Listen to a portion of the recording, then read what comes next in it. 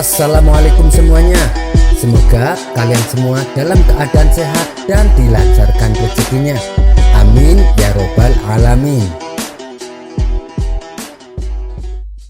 Dikisahkan pada suatu hari Abu Nawas pergi ke pasar untuk membeli seekor burung.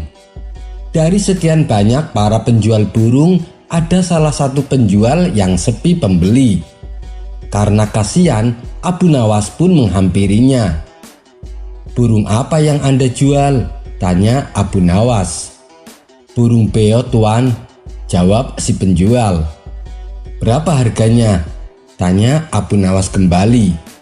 "100 dinar, Tuan," jawab si penjual.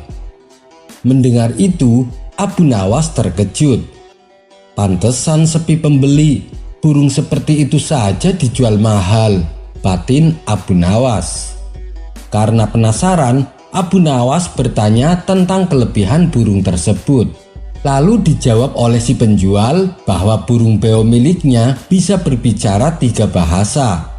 Di antaranya adalah bahasa Kurdi, bahasa Romawi, dan bahasa India. "Luar biasa, aku tak pernah melihat ada burung beo sepintar itu," puji Abu Nawas. Ia pun merasa tertarik dan segera membelinya. Tapi begitu sampai di rumah, burung beo tersebut tidak bisa berbicara sama sekali. "Kurang ajar, sepertinya aku telah ditipu," pikir Abu Nawas. Keesokan harinya, dengan wajah kecewa, Abu Nawas kembali menemui si penjual burung. "Kau menipuku, seharian burung beo ini hanya terdiam. Jangankan bicara 3 bahasa, berbicara saja dia tidak bisa," kata Abu Nawas kesal. Si penjual tersenyum dan menjawab, "Oh, saya lupa memberitahu. Burung ini memang sangat pendiam, Tuan, tapi dia sangat pintar. Dia kan di sini baru beberapa hari, jadi dia masih bingung dengan bahasa Arab. Cobalah ajak dia bicara bahasa kita. Siapa tahu dia sedang belajar bahasa baru," ujar si penjual. Mendengar jawaban tersebut, Abu Nawas tak habis pikir. Apa mungkin iya burungnya sedang belajar bahasa Arab? Tapi anehnya, Abu Nawas percaya begitu saja dengan ucapan si penjual burung. Kisah selanjutnya, ketika musim dingin tiba, orang-orang mengenakan mantel untuk menghangatkan tubuhnya. Tapi beda dengan Abu Nawas, ia masih mengenakan pakaian seperti hari-hari biasanya. Itu dikarenakan ia tak punya uang untuk membelinya. Hingga pada suatu malam, ketika Abu Nawas pergi ke masjid, di tengah jalan ia bertemu dengan Abu Jahil. "Hei Abu Nawas, cuaca kan sangat dingin sekali. Kenapa tidak pakai mantel?" tanya Abu Jahil. Mendengar pertanyaan tersebut, Abu Nawas hanya tersenyum. Kalau ia menjawab yang sebenarnya, Abu Jahil pasti akan semakin meledeknya. Akhirnya ia berpura-pura bahwa mantelnya telah sobek. "Kenapa tidak dibawa ke tukang jahit?" tanya Abu Jahil kembali. "Sudah dibawa, tapi tukang jahitnya tutup karena cuaca dingin," jawab Abu Nawas. Ia pun segera bergegas pergi meninggalkan Abu Jahil. Kisah selanjutnya, belakangan ini Abu Nawas sering menghabiskan waktunya memancing di sungai. Ternyata hobi barunya tersebut dapat menghasilkan uang yang lumayan. Setiap kali ia pulang dari mancing, ia selalu membawa ikan-ikan yang banyak. Sebagian ia jual dan sebagiannya lagi ia masak sendiri. Hingga pada suatu hari, ada saudagar kaya yang melihat Abu Nawas sedang duduk santai di pinggir sungai. Ia pun menghampiri Abu Nawas dan bertanya kepadanya, "Kenapa tidak mancing di laut saja?" Abu Nawas menjawab, "Untuk apa?" "Supaya dapat ikan lebih banyak," balas saudagar tersebut. "Lalu apa?" tanya Abu Nawas. "Agar kamu bisa menjual lebih banyak ikan dan mendapatkan lebih banyak uang," jawab si saudagar. "Lalu apa?" tanya Abu Nawas. Dengan uang itu, kamu bisa membeli perahu yang besar dan menangkap lebih banyak ikan, jawab si saudagar. Lalu apa? Tanya Abu Nawas. Dengan hasil yang lebih besar, kamu bisa membeli beberapa perahu dan mempekerjakan orang lain untuk memancing untukmu, jawab si saudagar. Lalu apa? Tanya Abu Nawas. Kamu akan menjadi kaya dan bisa menikmati hidup, jawab si saudagar. Menurutmu, apa yang sedang aku lakukan? Kata Abu Nawas balik bertanya. Mendengar itu, si saudagar pun terdiam dan akhirnya menyadari bahwa Abu Nawas sudah bisa menikmati hidupnya dengan cara yang sederhana dan bahagia. Kisah selanjutnya, Iblis laknatullah ternyata pernah berkonspirasi dengan kaum kafir Quraisy dalam merencanakan pembunuhan terhadap Rasulullah. Kisah ini berawal ketika kaum kafir Quraisy sedang mengadakan pertemuan membahas rencana pembunuhan tersebut. Mereka masih bingung cara apa yang paling tepat untuk melancarkan aksinya. Di saat itulah iblis datang dengan menyamar sebagai kakek tua.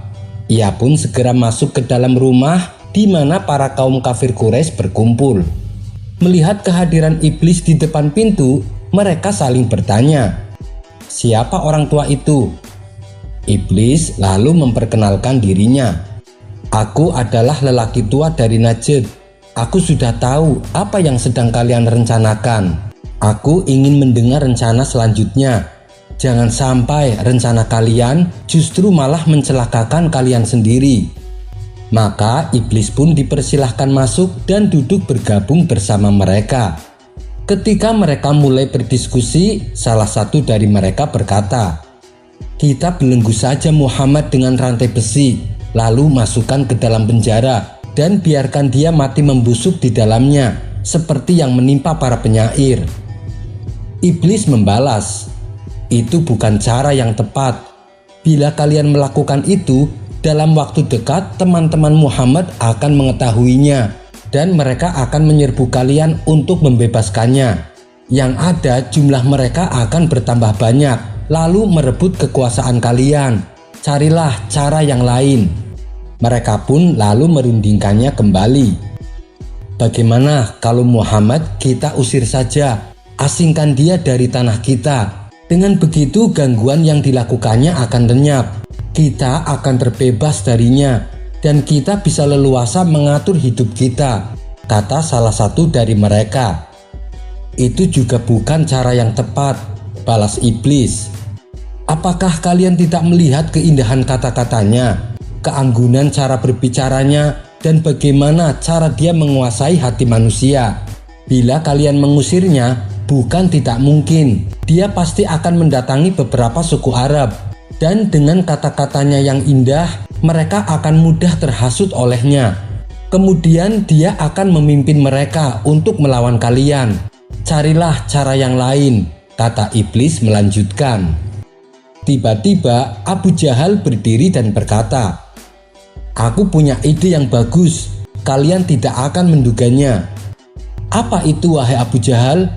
tanya mereka penasaran. "Kita kumpulkan pemuda-pemuda yang kuat dari masing-masing suku dan kabilah. Berilah mereka pedang yang tajam. Perintahkan mereka untuk mengepung rumah Muhammad, lalu membunuhnya secara bersamaan. Dengan demikian, kita akan terbebaskan darinya. Dan tanggung jawab atas pembunuhan Muhammad akan dibagi rata kepada masing-masing suku dan kabilah.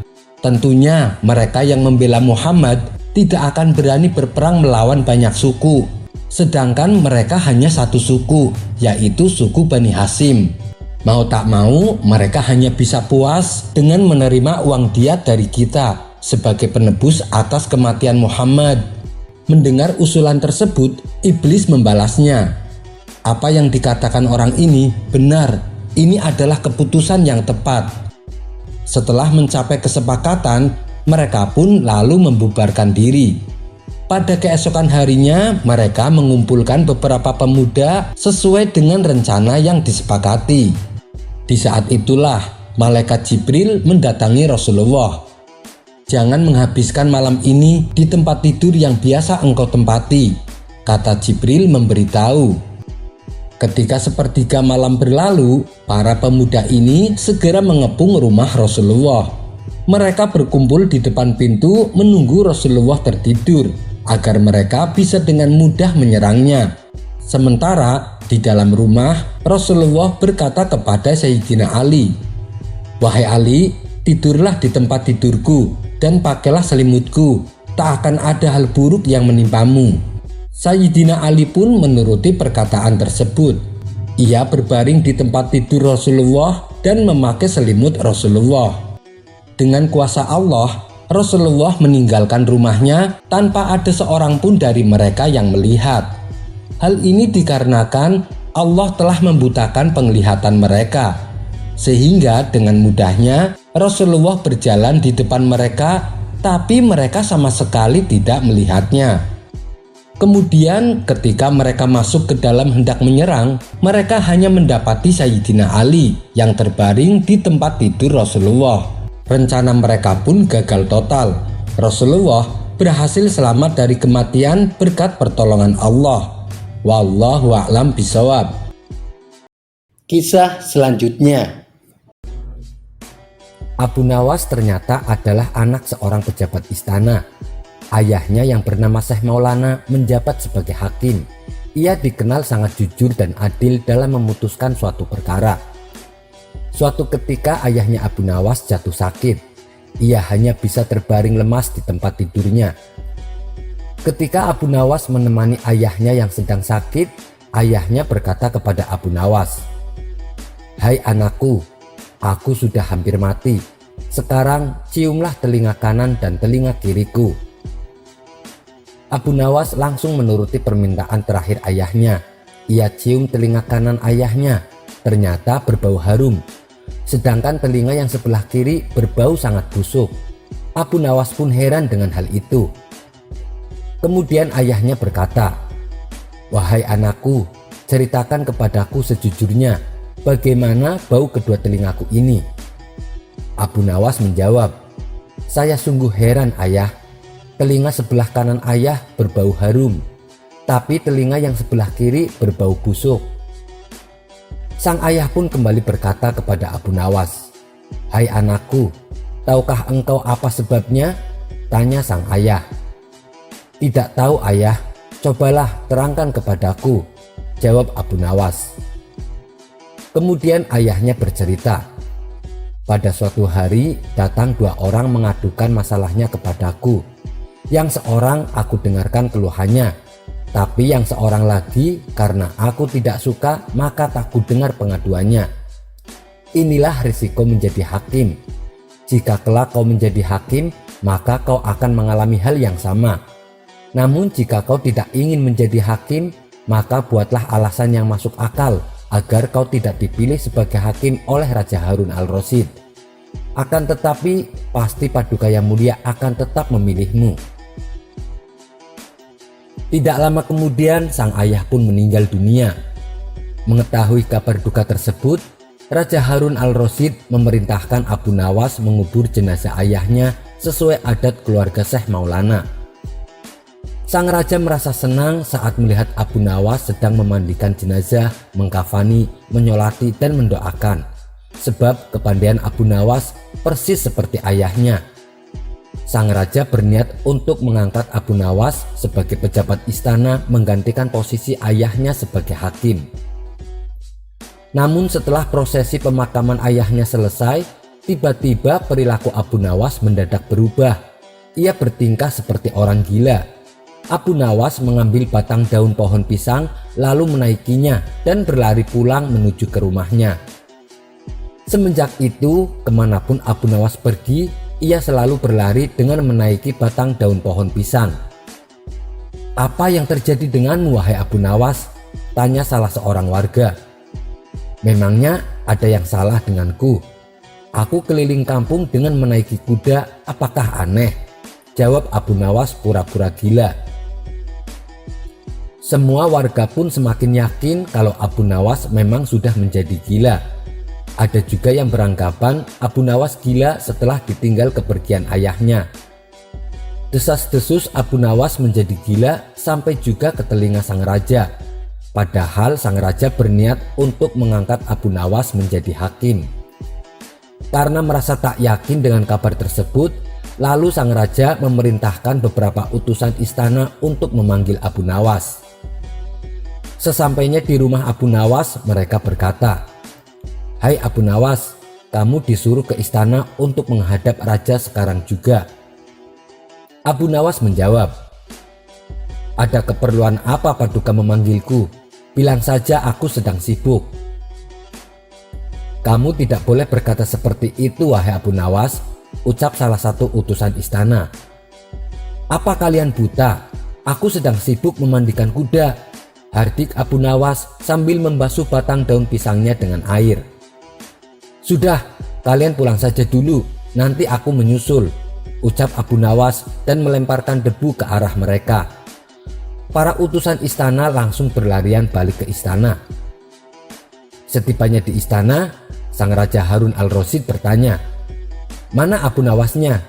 Kenapa tidak bersama kalian?" "Ampun Paduka yang mulia, ternyata kabar yang beredar di masyarakat benar adanya. Abu Nawas memang sudah benar-benar gila. Ia menganggap batang daun pohon pisang sebagai kuda. Bahkan ia mengusir kami dengan menaburi debu ke arah kami," jawab mereka. "Lalu bagaimana menurut pendapat kalian dengan rencana saya yang akan mengangkat Abu Nawas menjadi hakim?" tanya sang raja. Salah satu penasehat istana menjawab, "Kita tunggu saja dulu Paduka yang mulia. Mungkin Abu Nawas masih depresi dengan kepergian ayahnya. Tunggulah sampai 40 hari atau 100 hari." Usulan tersebut akhirnya disetujui oleh sang raja. Sementara Abu Nawas yang masih berpura-pura gila selalu menanti kabar adanya pengangkatan hakim yang baru. Tapi ternyata pihak istana masih menantikan Abu Nawas untuk menjadi hakim. Maka selama itu pula Abu Nawas terus-menerus bertingkah layaknya orang gila. Setelah 100 hari berlalu, pihak istana tidak menjumpai perubahan pada Abu Nawas. Mereka menganggap Abu Nawas masih tetap gila, bahkan gilanya semakin menjadi-jadi. Akhirnya dengan terpaksa Raja Harun al-Rasyid mengangkat orang lain untuk dijadikan hakim. Mendengar kabar berita tersebut, Abu Nawas yang tadinya bertingkah gila saat itu juga langsung berubah kembali menjadi Abu Nawas yang semestinya. Ia pun mengucapkan syukur karena tidak jadi diangkat menjadi hakim. Beberapa hari kemudian Abu Nawas dipanggil ke istana untuk menghadap Paduka Raja. "Apa yang menyebabkanmu berpura-pura gila wahai Abu Nawas? Tapi setelah jabatan hakim diberikan kepada orang lain, sifat gilamu mendadak waras. Padahal aku menginginkanmu untuk menjadi hakim," ucap sang raja. Abu Nawas menjawab, "Wasiat ayahku mengatakan supaya aku menolak menjadi hakim. Tapi sekeras apapun aku menolaknya, pasti Paduka yang mulia akan memaksa saya menduduki jabatan hakim. Kalau aku menolaknya, pasti Paduka akan menghukum saya. Oleh sebab itulah, agar saya terhindar dari hukuman dan juga tidak diangkat jadi hakim, maka saya berpura-pura gila." Sang raja pun memahami keinginan Abu Nawas. Kisah selanjutnya. Kala itu, suasana kota Baghdad mendadak gempar dengan kehadiran orang asing. Yang jadi persoalannya bukan pada orangnya, melainkan orang asing tersebut mengaku dirinya adalah orang yang tidak mempercayai adanya Tuhan. Bukan hanya itu, ia juga mengajak debat penduduk kota Baghdad. Kabar ini pun sampai ke telinga Baginda Raja. Maka dengan segera orang tersebut dipanggil ke istana. "Apa tujuanmu membuat onar di negeri kami?" tanya Baginda Raja. Orang tersebut menjawab, "Maaf Baginda Raja, saya hanya ingin menguji orang-orang yang mengakui adanya Tuhan. Untuk apa mengaku bertuhan tapi tak bisa menjawab pertanyaan saya?" "Apakah kamu tidak percaya adanya Tuhan?" tanya Baginda kembali. "Tentu saja saya tidak mempercayai adanya Tuhan. dan saya tidak mempercayai adanya alam akhirat, balas orang tersebut. Tapi saya percaya adanya Tuhan dan saya mengimani adanya alam akhirat. Akidah kita jelas berbeda, jadi jangan ganggu penduduk di sini, jelas Baginda Raja. Baiklah, kalau Baginda Raja mengakui adanya Tuhan, izinkan saya bertanya 3 hal kepada Baginda Raja, kata orang tersebut. Silahkan, timpal Baginda Raja. Pertanyaan yang pertama, kata orang Islam, dunia dan seisinya adalah ciptaan Allah. Lalu, siapakah yang menciptakan Allah? Bukankah segala sesuatu yang ada pasti ada penciptanya? Pertanyaan yang kedua, ketika orang di dalam surga, katanya mereka tidak akan berak ataupun kencing, sedangkan mereka makan dan minum tiap hari. Bagaimana mungkin ini bisa terjadi? Padahal segala sesuatu yang dimasukkan pasti akan keluar, entah itu dengan bentuk yang lain. Dan pertanyaan yang terakhir, orang Islam meyakini kalau setan itu terbuat dari api, tapi katanya kelak setan akan disiksa dengan api neraka. Bagaimana mungkin api bisa menyakiti api? Mendengar 3 pertanyaan tersebut, Baginda Raja pun hanya terdiam 1000 bahasa. Bisa saja ia menjawab dengan dalil hadis dan Al-Quran. Tapi karena yang dihadapi adalah orang yang tidak percaya dengan adanya Tuhan, maka dijawabnya harus dengan logika. Lalu salah satu menterinya membisikkan kepada Baginda Raja, "Baginda, kalau soal beginian, serahkan saja pada Abu Nawas. Dia pasti bisa mematahkan argumen orang itu." "Iya, kamu benar. Panggil Abu Nawas kemari," titah Baginda Raja. Singkat cerita, datanglah Abu Nawas ke istana. "Wahai Abu Nawas, mendekatlah ke sini," sambut Baginda Raja. "Ada gerangan apa Tuan memanggil hamba?" tanya Abu Nawas. "Begini Abu Nawas, orang asing ini mengaku tidak percaya adanya Tuhan dan ia mengajukan 3 pertanyaan, tapi ia ingin jawaban yang masuk akal," ujar Baginda Raja. Sekilas Abu Nawas menatap orang asing tersebut. "Oh, ini orangnya yang bikin gempar penduduk Baghdad," pikir Abu Nawas. Ia pun lalu berjalan menghampiri orang asing itu dan duduk di hadapannya. "Baiklah, silahkan, Tuan mau bertanya apa kepada saya?" kata Abu Nawas kepada orang asing tersebut. Dengan pedenya orang asing itu kembali melontarkan pertanyaan. "Anda pasti percaya segala sesuatu pasti ada yang menciptakan?" "Iya, tentu saja saya percaya," jawab Abu Nawas. "Kalau Anda percaya, siapa yang menciptakan bumi dan alam semesta beserta isinya?" tanya orang itu.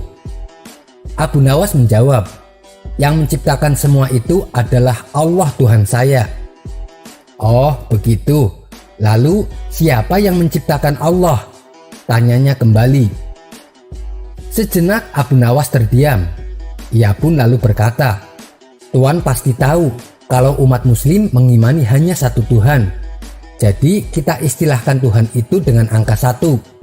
Sekarang gantian saya yang bertanya.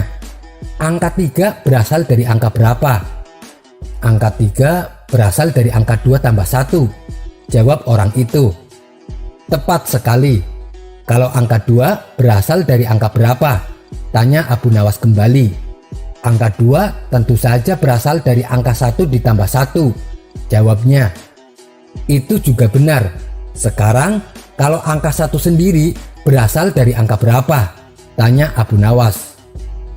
Orang tersebut langsung terdiam tak bisa menjawabnya. Abu Nawas lalu menjelaskan, "Pada intinya semua angka pasti ada awalnya, kecuali angka 1. Entah itu angka 8, angka 10, angka 11, dan angka-angka tersebut diibaratkan alam semesta ciptaan Allah. Tapi kalau Tuan bertanya siapa yang menciptakan Allah, itu sama halnya saya menanyakan dari manakah angka 1. Tuan pasti tidak akan bisa menjawabnya." Mendengar penuturan Abu Nawas, orang itu pun berkata, "Untuk jawaban pertanyaan pertama, baiklah, itu bisa diterima dengan akal logika. Sekarang untuk pertanyaan kedua. Ketika orang di dalam surga, katanya mereka tidak akan berak ataupun kencing. Bagaimana mungkin ini bisa terjadi? Padahal segala sesuatu yang dimasukkan pasti akan keluar, entah itu dengan bentuk yang lain. Abu Nawas membalas, "Berapa lama bayi berada dalam kandungan ibunya? 9 bulan bukan? Bayi tersebut makan atau tidak?" Tentunya dia pasti makan, karena menurut ilmu medis, seorang janin makan melalui makanan yang dimakan ibunya. Lalu, apakah bayi tersebut pernah berak atau kencing? Padahal ia makan dan minum dalam kandungan ibunya selama 9 bulan. Tidak ada satupun medis yang mengatakan janin berak dalam kandungan. Lagi-lagi orang tersebut hanya terdiam. Ia membenarkan logika Abu Nawas. "Iya, benar. Jawabanmu memang masuk akal. Sekarang pertanyaan yang terakhir. Kalian mengimani kalau setan terbuat dari api bukan? Neraka juga terbuat dari api. Dan katanya setan akan disiksa di dalam neraka. Bagaimana mungkin api bisa membakar api? Itu kan sesuatu yang mustahil. Apa pendapatmu?" tanyanya kepada Abu Nawas. Tiba-tiba saja Abu Nawas menampar orang tersebut. Plak, tepat mengenai pipinya. Tentu saja orang itu kesakitan. "Hei, apa yang kau lakukan? Kalau tidak bisa menjawab, tak perlu pakai emosi," bentak orang tersebut tidak terima. "Maaf, saya tidak emosi kok Tuan. Itu tadi jawaban saya untuk pertanyaan terakhir Tuan," ujar Abu Nawas. "Maksudmu?"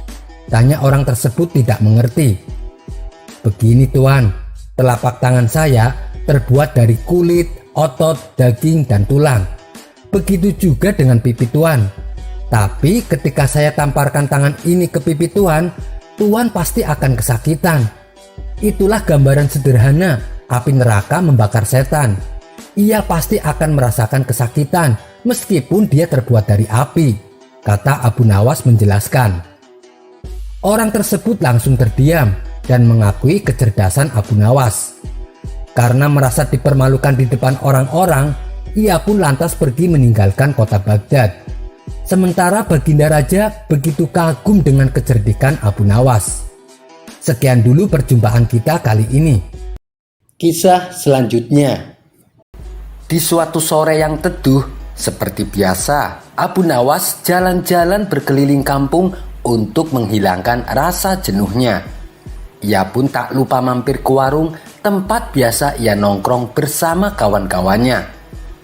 Baru saja Abu Nawas duduk dan menghirup secangkir teh hangat, tiba-tiba ia mendengar kegaduhan. Ia melihat orang-orang pada berlarian. "Tangkap, cepat, tangkap!" teriak orang-orang. Karena penasaran, Abu Nawas pun bertanya, "Ada apa ini?" tanya Abu Nawas. Salah satu warga menjawab, "Ada orang gila menculik anak kecil, kami sedang mengejarnya." Abu Nawas menjadi kaget. Ia pun langsung ikut membantu mengejar orang gila tersebut.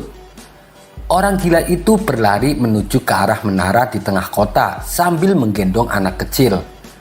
Sementara Abu Nawas dan para warga terus mengejarnya.